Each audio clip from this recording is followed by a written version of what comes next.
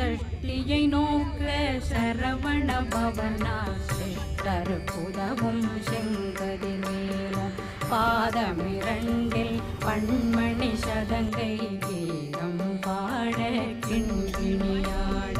சஷ்டியை நோக்க சரவண பவனா சிஷ்டர் புதவும் செங்கதிர் மேலும் பாதமிரண்டில் பண்மணி சதங்கை கீதம் பாட கிண்கிணியாட மைய நடனம் செய்யும் மயில் வாசனார் கையில் வேளாளனை காக்கவே